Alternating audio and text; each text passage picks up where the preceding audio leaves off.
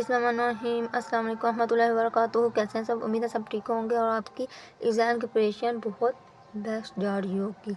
आज हम लेके हैं आपके लिए क्लास 11 की टेस्ट शीट। चलें जल्दी से देखते हैं। सबसे फर्स्ट पेपर आपका 15 मई को है 2026 की टेस्ट शीट है। तो फर्स्ट पेपर है आपका फ़िलोसफी वीक का, लाइब्रेरी साइंस का। उसके बाद 16 को डे है, फिर है 17 को एजुकेशन एंड फिजिक्स का, 18 को सोशोलॉजी एंड इकोनॉमिक का, 19 को ethics translation of Holi Quran का, एंड 20 को है इंग्लिश का। 21 की हॉलीडे आ गई है। 22 को Arabic, English, elective, Punjabi, Persian, Urdu advance वालों का। उसके बाद 23 की हॉलीडे है। 24 को है नर्सिंग का, बायोलॉजी का एंड मैथमेटिक्स का। 25 की हॉलीडे है। 26 को है psychology, outlines of home economics का। फिर हॉलीडेज हैं काफ़ी। और 30 को पेपर है कंप्यूटर साइंस का।